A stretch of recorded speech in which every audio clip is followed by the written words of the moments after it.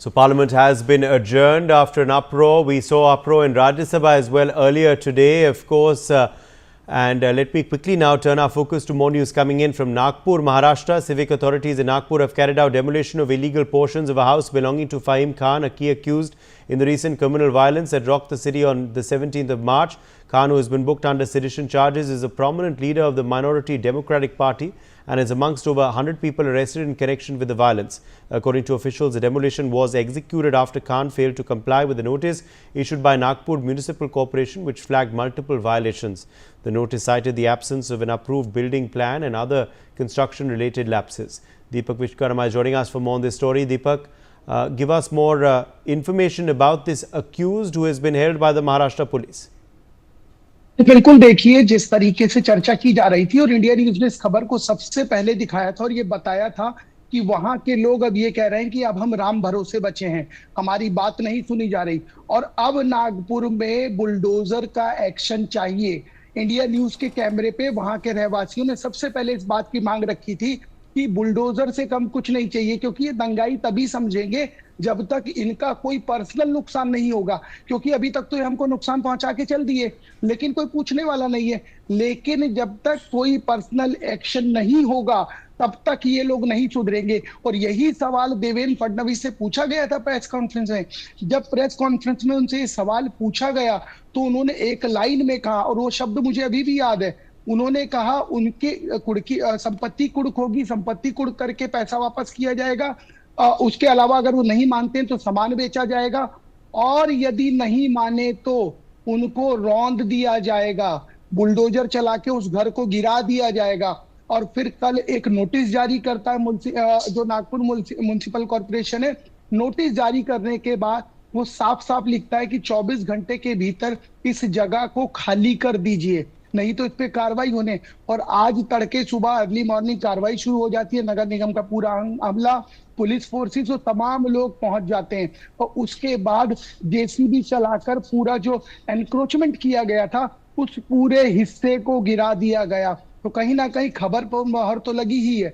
सबसे महत्वपूर्ण बात यह है कि जो देवेंद्र फडणवीस कह रहे थे, उन्होंने एक जवाब ये भी दिया कि सबकी काम करने की शैली अलग होती है, तो वो योगी आदित्यनाथ से इत्तेफाक नहीं रखते ऐसा नहीं है, लेकिन उन्होंने बताया कि मैं यहाँ का मुख्यमंत्री हूँ, यहाँ पर मेरे काम करने की शैली अलग है।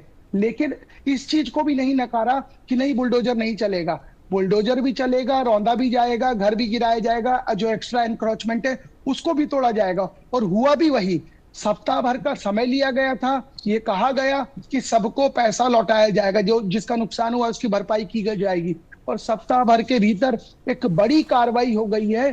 क्योंकि देखिए सबसे बड़ी बात यह है कि एक चीज ये भी स्पष्ट हो गई है, महाराष्ट्र को आर्थिक राजधानी कहा जाता है और उत्तर प्रदेश की जिस तरीके से तुलना की जाती है इस पूरे मामले में, जो बुलडोजर का जो पूरा मामला है इसमें हाई कोर्ट, सुप्रीम कोर्ट तमाम लोगों के इंटरवीन करने के बाद भी स्थिति वही है। यदि कोई दोषी पाया जा रहा है, इस तरह की कार्रवाई हो रही है, तो ये मान लेना चाहिए कि जनता भी त्वरित एक्शन चाहती है कि यदि आप सरकारी संपत्ति का नुकसान कर रहे हैं तो आपसे भरपाई इसी तरीके से की जाएगी। और ये एक डर बनाने का एक तरीका भी है और यदि इसको दूसरे तरीके से समझा जाए तो कहीं ना कहीं, यदि जिस तरीके से बचपन में पिताजी डांटा करते थे, यदि कम नंबर आते थे या हम शैतानी करते थे, तो ये उसका एक रिफ्लेक्शन है।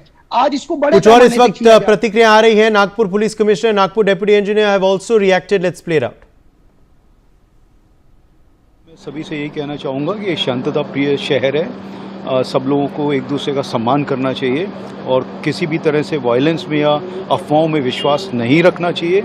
और अगर आपके पास में कोई सूचना है तो उसके बारे में हमें ज़रूर बताएं, क्योंकि उसी के आधार पर हम लोग कार्रवाई करते हैं। और अभी भी जो इसमें केसेस दाखिल हैं उसमें से 4 जो हैं सोशल मीडिया पे से रिलेटेड क्राइम हैं और उनमें हम लोग सीरियस एक्शन ले रहे हैं। जिसने भी उस दिन से अभी तक कोई भी इस तरह की पोस्ट डाली है, वीडियोस डाले हैं या किसी चीज़ को फॉरवर्ड किया है तो उन सभी के ऊपर हम लोग कार्रवाई कर रहे हैं। तो आप कुछ भी पोस्ट करने से पहले 1000 बारी सोचें कि आप जो पोस्ट कर रहे हैं उसका क्या परिणाम हो सकता है। अगर ऐसी कोई भी चीज़ हो तो वो ज़रूर ना डालें और अगर ऐसा करेंगे तो आपके ऊपर कार्रवाई होगी। मैं सभी से यही कहना, कंप्लेंट बोले तो अनधिकृत बांधकाम जो है इनका उसके जांच की हमको आदेश थे, उसके हिसाब से हमने जांच की है बाकायदा। फिर उसको MRTP एक्ट 53(1) के हिसाब से नोटिस दिया गया 24 घंटे का, और जैसे ही वक्त होता है पूरा होने के बाद में ये कार्रवाई यानी माननीय वरिष्ठ के आदेश से हो रहा है। कितना बोला अवैध बांधकाम था? अवैध तो पूरा। And in other news now, comedian Kunal Kamra's remarks on Maharashtra Deputy Chief